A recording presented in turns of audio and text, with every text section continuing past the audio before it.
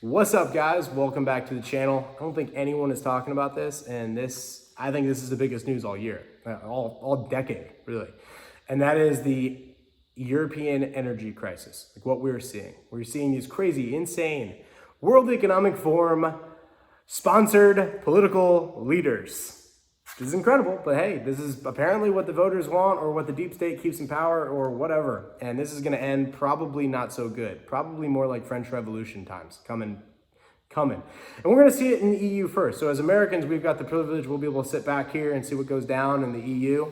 But essentially what's happened is we're watching hyperinflation in real time occurring over in the EU. We're seeing people with power bills, small businesses, 2,000 euro type of power bill type of places. And all of a sudden they're getting their new bills in for the month and it's 21,000 euros. Like out of nowhere, we're seeing a 10x and these things. We're seeing Russia start to clamp down on the gas. Oh, no, you guys just not gonna have any Russian gas, I guess. And we're seeing EU leaders go, yeah, we don't need it. We shouldn't have it. We don't want it. And it's like, man, are you like really trying to destroy your people? Or are you trying to get lynched? Like what's actually going on? And we're gonna be able to observe it. But as Americans, we have to watch this and go, this is coming here too. Because there's not enough sustaining costs in the oil and gas industry particularly to make up for the supply deficits as you go. So if you have an oil well and as you're pumping that thing dry, you need to have another oil well. You've got to go and like prospect and do some exploration and find new deposits. Well, we know from the oil and gas companies that they're not really making those sustaining costs investments. So what they're doing is that they're allowing their current wells to be pumped, but they're not expanding operations. They're basically in contraction. So unless demand contracts at the same rate that supply is contracting, you're going to end up in a situation where demand is outseeding supply and price is going to go up. And that's literally right where we're at right now. So there's a couple ways to speculate on this. Oil and gas companies to buy these things is interesting. One way I started to hedge myself personally was I looked at Exxon about a year, two years ago when they got kicked out of the, what they get kicked out of? They got kicked off the Dow Jones? They got kicked out of something and replaced with Salesforce, whatever index they were traded in. It went down to $34 a share. It was paying like a 10% dividend. I looked at how many gallons a year I spend or I buy, and I wanted to buy enough dividends to pay for my fuel. And my thought was, if fuel goes up in price, my dividends should go up in price and they should kind of counteract. And if fuel goes down, my dividends may go down, but I'm counteracting. And so I looked at it at that point in time and I figured for my personal consumption, it was gonna cost me somewhere around $60,000 to $80,000 on, depending on what companies I purchased and where I purchased them. Like, you know, if I bought Shell, if I bought Exxon, pretty much just Exxon. I bought some foreign things too. To offset my costs. Now, I don't have a full position, so I haven't fully offset my costs, but this is one way you could mentally think about it. You could go, okay, how could I reduce my costs? So that was my next thing. I've got some vehicles where I run them on biodiesel. I've done that for 12 years now. Biodiesel and alternative fuels, so I'm into that, but I still need regular petroleum.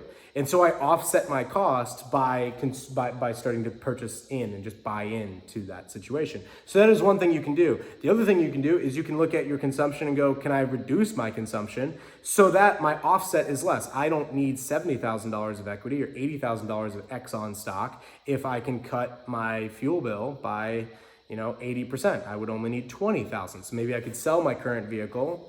And so these are just ideas, not for everybody, but this is an idea for some, because this isn't gonna stop. This is the decade we live in. In the 1970s, oil went up 5x. Gold surpassed it. So we're probably in that same exact situation, but the good news is that we have a ton of that, especially here domestically. We just don't have the policies in place. We don't have the culture in place.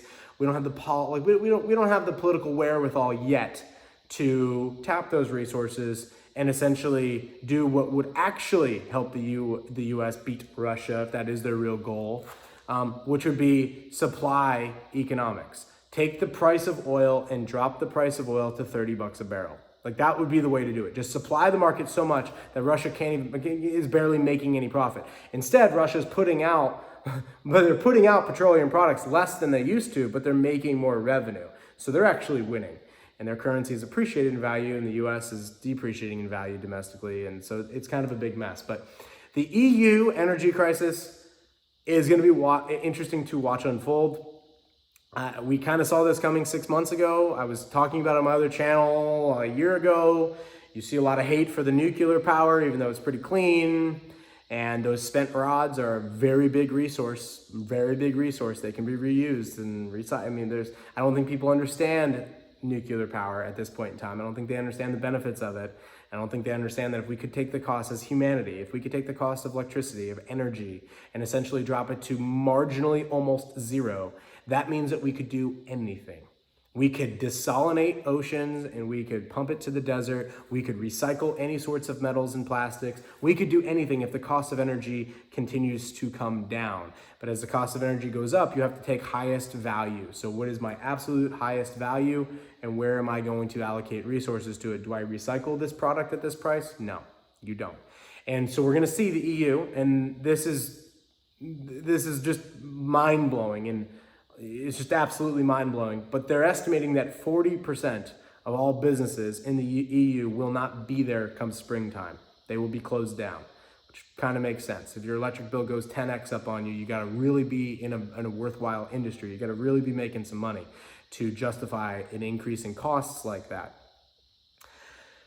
It's going to be wild. I have no idea what's going to happen from here. But I do know that we as Americans get to watch this right now, and whatever is going on there will come here. There's no way that 40% of all businesses in the EU close down and the world doesn't go into a gnarly depression.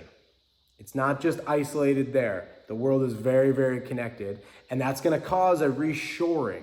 And so we're going to have to reshore production here. We're going to have to reshore food supply here. We're going to have to reshore energy resources here. We're going to have to do all that. We don't have the political will yet. So we've got to go and kind of muddle through that situation. But watch this EU energy crisis. I think it's beyond fascinating. It looks like absolute insanity. I mean, some of these people, and I mean, I guess if these are the people they're voting for, the governments they're allowing. I don't know if we vote for governments anymore. I don't know if we ever really have. But these are the governments they are allowing. There's plenty of human history where they have decided, no, we won't allow this government to rule anymore. But at this point in time, these people in the EU are allowing these people to rule them. And we're going to see a situation where people are literally not going to be able to heat their homes in Germany in January. It's going to be insane. I have no idea like what the total death count is going to be, but it is going to be one of the largest human tragedies that we have ever seen. And it literally comes from political elites and insane policies, but it also comes from a populace that is so plebbed up that they are just okay with these things at this point in time, and maybe they're not even aware of it, but I think that they're about to become aware of it.